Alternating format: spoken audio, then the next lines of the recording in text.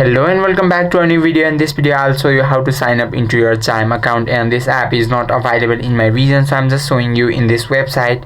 And after that you need to tap on get started button to sign up, and then enter your first name, your last name and your email address and tap on continue button. And now you need to enter your date of birth, and you must be 18 years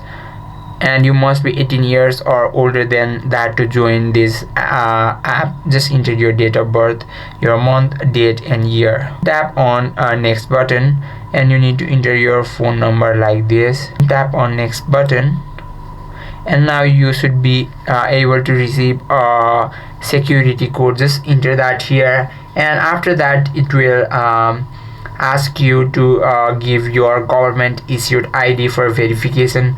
Then you have to enter your address for mailing your physical debit card, which will arrive within 7 to 10 business days.